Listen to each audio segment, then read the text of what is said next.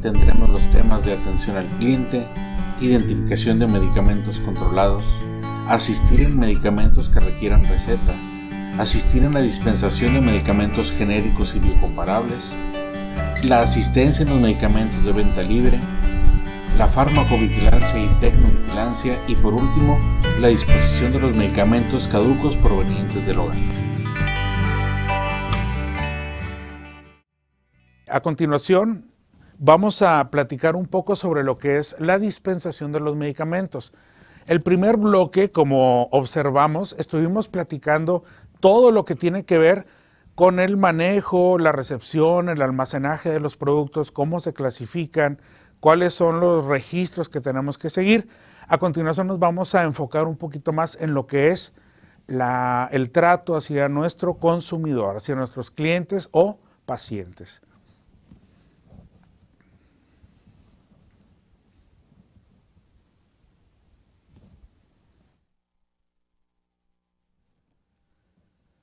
En primer lugar, es muy importante que manejemos un protocolo de servicio a clientes. ¿Qué es un protocolo? Bueno, básicamente un protocolo son un conjunto de reglas que tenemos que seguir. En nuestro caso, nuestro protocolo deberá contener ciertos pasos que vamos a aplicar cada vez que recibamos a uno de nuestros clientes o pacientes para garantizar que todos y cada uno de ellos reciban una atención similar o una atención estandarizada. Aquí tenemos un sugerido de protocolo de servicio a clientes en el que nos dice que, número uno, tenemos que atender a nuestros clientes, es decir, recibirlos, darles la bienvenida, recibirlos con una sonrisa.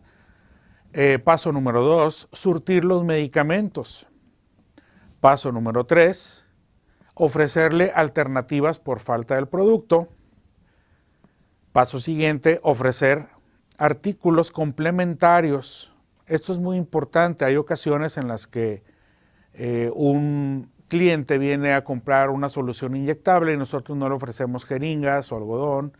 Y lo que vamos a ocasionar es que la persona llegue a su casa, se percate de esta situación y tenga que regresar a la farmacia. Además de crear satisfacción a nuestros clientes, aumentamos nuestros tickets. Y por último, agradecer la compra por su preferencia. Muy bien, el protocolo de servicio a clientes, ¿qué aspectos no se deben descuidar? Número 1, hay que atenderlos en el orden de llegada. Hay que mantener las condiciones de seguridad e higiene para cuidar la imagen de servicio y responsabilidad del establecimiento. Siempre hay que mantener una actitud de servicio hacia los clientes. Presta atención a todas sus posibles quejas y brinda una alternativa de solución. Obviamente, dentro del límite de tus funciones, el marco legal y los procedimientos normalizados de operación de la empresa. En cuanto a la higiene personal, este es un tema un poquito obvio, pero es importante mencionarlo. Hay que portar un uniforme limpio. Si nosotros vendemos insumos para la salud, obviamente tenemos que dar una imagen higiénica, de limpieza, de pulcritud. Una bata limpia, nuestro gafet de identificación, calzado limpio, cabello recogido, maquillaje discreto en el caso de las damas, manos limpias y uñas cuidadas. La Secretaría de Salud nos recomienda seguir el ABC del servicio, que significa A, de acercamiento a tus clientes, B, de buena identificación con tu cliente, C, complementa con demostración, D, dedicación a tu labor de venta, E, empeño en dar buen término a tu servicio a todos tus clientes, hayan realizado o no alguna compra. Como podrán observar, este tema que empezamos a platicar, les decía yo que se trataba de la dispensación. Aquí vamos a ver cuál es la diferencia entre simplemente vender un medicamento o dispensar, lo que es lo que nosotros debemos realizar en la farmacia, es nuestra misión. Entonces debemos de conocer pues obviamente qué es la dispensación. Aquí nos dice, es el acto profesional farmacéutico donde se proporciona uno o más medicamentos a un cliente, generalmente como respuesta a la presentación de una receta elaborada por un profesional autorizado. En este acto, el profesional farmacéutico debe informar y orientar al cliente sobre el uso adecuado del medicamento, sus reacciones adversas, sus interacciones medicamentosas y las condiciones de conservación del producto. ¿Sí se fijan cómo existe una diferencia entre solo vender o dispensar un medicamento? Entonces, la invitación es, vamos a dispensar medicamentos. ¿Cuáles son las etapas de la dispensación? Pues básicamente hay que recibir a nuestro usuario, hay que identificar el medicamento de acuerdo al grupo al que pertenece, según el artículo 226 que ya vimos. Hay que ratificar o rectificar en la receta. Una vez que estemos seguros de qué es lo que necesita nuestro cliente, surtir el medicamento. Después, la parte que hace característico a la dispensación, que es informar al paciente detalladamente de cómo va a consumir ese medicamento, obviamente basados tanto en el etiquetado como en la receta del doctor. Y por último, pues la entrega de su medicamento o de su insumo para la salud. Ok, para dispensar medicamentos, nosotros sabemos que los medicamentos desde la fracción 1 hasta la fracción 4 requieren de receta médica para ser dispensados. Vamos a observar que existen dos tipos de receta. Tenemos la receta ordinaria, que es aquella que se utiliza para los medicamentos de las fracciones 2, 3 y 4 y opcionalmente para las fracciones 5 y 6, ya que son de libre venta. Y tenemos también la receta especial con código de barras proporcionado por la Secretaría de Salud y es aquella que se utiliza para la prescripción de medicamentos de la fracción 1 o estupefacientes que emiten los profesionales autorizados para este fin. Aquí observamos el ejemplo de una receta de fracción 1, una receta especial que tiene su código de barras, como podemos observar. Esta receta pues tiene sus características muy bien definidas, tanto en su tamaño como en cada uno de los campos que debe contener la receta. Si se fijan, esta receta ya viene preimpresos todos los datos que deben ser llenados. Ya nada más es cuestión de que el médico llene los datos y con esto el paciente pueda llegar a la receta a solicitar su medicamento. En el caso de la receta ordinaria, pues bueno, es la que manejamos con mayor frecuencia en la farmacia. Debe de traer ciertos datos preimpresos para que pueda ser válida. Tenemos en el caso del nombre del médico, su cédula profesional, la universidad en donde estudió, debe de tener también su domicilio y el teléfono. Los demás datos van a ser llenados con su puño y letra, como el nombre del paciente, el cuerpo de la receta, que es básicamente la prescripción, la fecha y la firma autógrafa del médico. Muy bien, a continuación, dentro de la dispensación de medicamentos tenemos un caso muy especial. Este es el caso de los medicamentos antibióticos, que como ustedes saben, a partir del 2010, la Secretaría de Salud ha hecho énfasis en la venta de este tipo de medicamentos única y exclusivamente contra la presentación de una receta médica. ¿Por qué esta situación? Bueno, básicamente porque los antibióticos son medicamentos que ayudan a destruir las bacterias, pero si no los manejamos de manera adecuada y no promovemos un uso racional, creamos resistencia bacteriana. ¿Qué es la resistencia bacteriana? Pues básicamente es el hecho de que las bacterias se hacen resistentes a los medicamentos cuando no cumplimos con los días de tratamiento que nos propone el médico.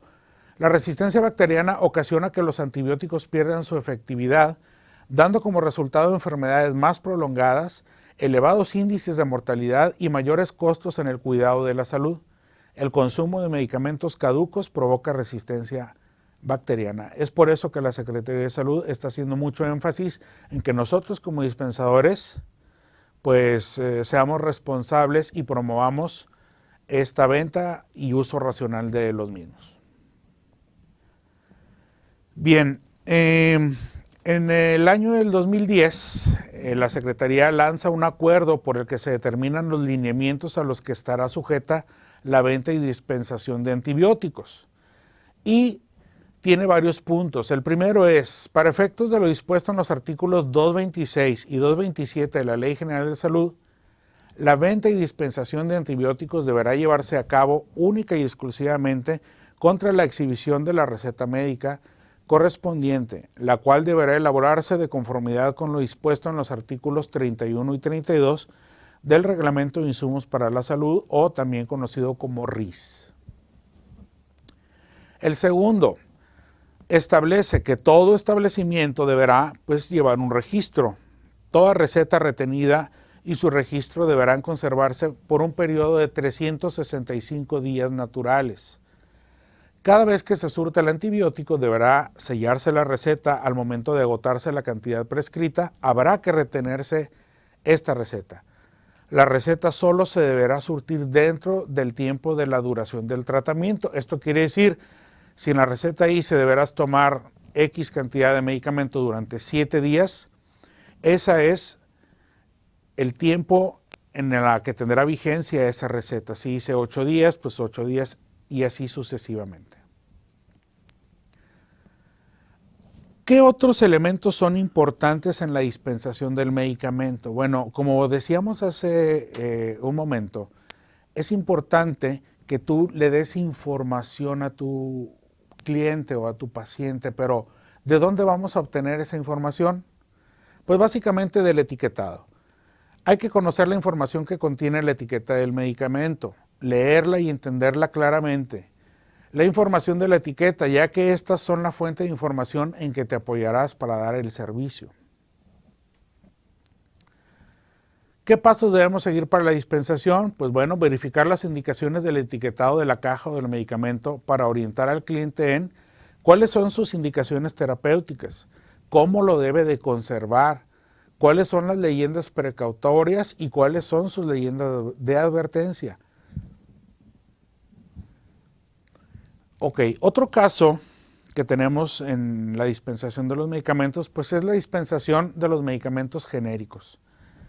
Un medicamento genérico básicamente, pues los identificamos ahí en nuestra farmacia, pero es aquel medicamento producido con el mismo fármaco o sustancia activa y forma farmacéutica, con igual concentración o potencia, que utiliza la misma vía de administración y que mediante las pruebas reglamentarias requeridas han comprobado que sus especificaciones farmacopeicas, perfiles de disolución y biodisponibilidad u otros parámetros, según sea el caso, es equivalente a la del medicamento de referencia sin importar el laboratorio fabricante. Es decir, es el mismo medicamento que el de patente, igual. Pero ¿cómo sabemos o cómo nos aseguramos que un medicamento genérico es igual? Bueno, pues básicamente porque para demostrar su intercambiabilidad, estos medicamentos deben pasar por 2 pruebas, el perfil de disolución y el de bioequivalencia. Estos 2 pruebas que pasan estos medicamentos aseguran, garantizan que el medicamento genérico es exactamente idéntico al de patente. La decisión acerca de la prueba que debe de aplicarse la toma la Secretaría de Salud y el Consejo de Salubridad General. Pero, ¿qué hay de la dispensación de estos medicamentos? Bueno, pues es muy sencillo. Se debe realizar conforme al grupo al que pertenece de acuerdo a su clasificación para venta y suministro, contenidos en la Ley General de Salud, como ya mencionamos en el artículo 226. Es decir, estos medicamentos no tienen un trato especial en cuanto a dispensación, se clasifican igual en fracciones y según la fracción a la que pertenece, pues es la manera en la que se va a dispensar. Ok, otro tema importante que tenemos que tratar y que tenemos que transmitir a nuestros clientes es que existe un programa de farmacovigilancia que es promovido por la Organización Mundial de la Salud e invita a cada uno de los países para que ellos creen los institutos de farmacovigilancia. ¿De qué se trata la farmacovigilancia? Bueno, pues básicamente recoge, vigila, investiga y evalúa la información sobre los efectos de los medicamentos, productos biológicos, plantas medicinales y medicinas tradicionales con el objetivo de identificar información de nuevas reacciones adversas, conocer su frecuencia y prevenir daños en los pacientes. Se incluyen también los dispositivos médicos, que a esto lo conocemos como tecnovigilancia, medicina complementaria y vacunas. ¿Pero qué es una reacción adversa a medicamentos? Bueno, se le considera RAM a cualquier efecto perjudicial y no deseado que se presenta después de haberse administrado un medicamento, aplicado una vacuna o bien utilizado un equipo de diagnóstico. Ejemplo, pues náuseas, dolor de cabeza, mareos, todo ese tipo de síntomas que puede causar el consumo de un medicamento es lo que conocemos como reacción adversa medicamentosa o RAM. ¿Qué factores de susceptibilidad existen? Pues obviamente cada organismo es distinto y los factores son la edad, el género, las patologías concomitantes, las reacciones adversas medicamentosas previas, tu historial general de alergia o los tratamientos concomitantes, es decir, si estás tomando otros medicamentos junto con el que acabas de tomar y te causó la reacción adversa. ¿De qué se trata este programa de farmacovigilancia? Bueno, pues básicamente se trata de informar a las autoridades sobre todas las reacciones adversas que ocasione un medicamento y se hace a través de una notificación. Esta notificación es un informe concerniente a un paciente que ha desarrollado una manifestación clínica que se sospecha fue causada por un medicamento y se hace mediante formatos ya establecidos. Y me vas a preguntar, bueno, ¿yo cómo le hago? Pues es muy sencillo. En la farmacia debemos tener este formato que observamos aquí. Este es el formato número 2 para llenar ya sea por el paciente, por los familiares de los pacientes o por los auxiliares o dispensadores en las farmacias. ¿Dónde lo consigo? Pues en tu farmacia debes tener el suplemento de la farmacopea y vamos a encontrar este formato. Este formato lo vamos a ir llenando. Esa es la primera parte. Te voy a mostrar la segunda parte. Como podemos ver, son datos muy generales, no vienen datos del paciente. Esto es para que tú invites a tus pacientes, a tus clientes a que lo llenen. Esa es parte de tu responsabilidad, promover la cultura de la notificación de reacciones adversas a medicamentos. ¿De qué otra forma podemos invitar o motivar a la gente a que denuncie si tuvo alguna reacción adversa? Pues es a través de la página de la COFEPRIS. Aparte de que la página de la COFEPRIS nos ofrece información referente a todo lo que es la legislación y cuestiones sanitarias, también tiene una sección en donde podemos reportar las RAMs o reacciones adversas. Nos vamos a la página, vamos hacia la parte final de la misma y encontramos un icono que dice ¿te hizo daño algún medicamento? Al darle clic, ahí nos va a mandar a una sección en donde podemos descargar los formatos o descargar la información donde te va a explicar cómo enviar esa notificación. Muy bien, pero obviamente debe de existir un marco legal para todo esto. Existe la norma oficial mexicana 220 que establece los lineamientos sobre los cuales se deben realizar las actividades de la farmacovigilancia.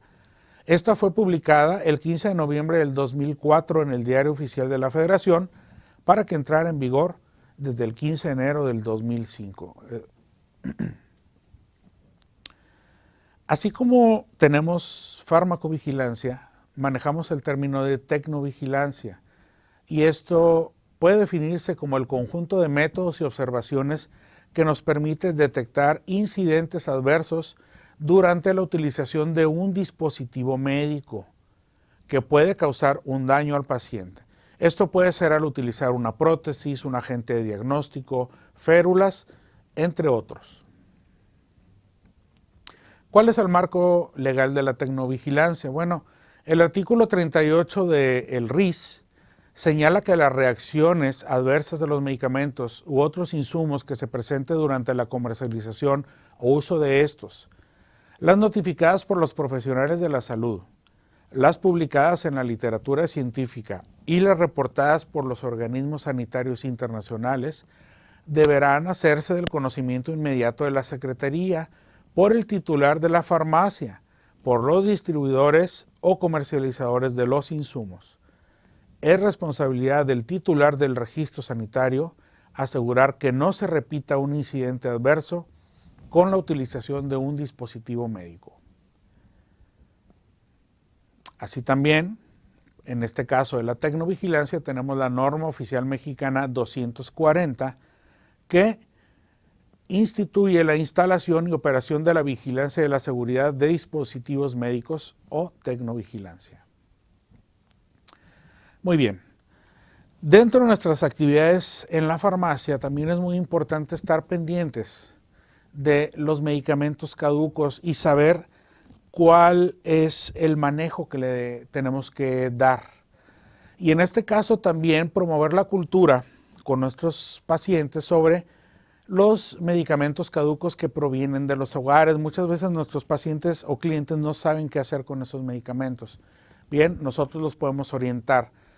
El marco jurídico pues está conformado tanto por la Secretaría del Medio Ambiente y por la Ley General para la Prevención y Gestión Integral de los Residuos. Es decir, aquí ya estamos hablando de dos secretarías, la Secretaría de Salud y la Secretaría del Medio Ambiente trabajando en conjunto para manejar los residuos de medicamentos caducos provenientes de los hogares.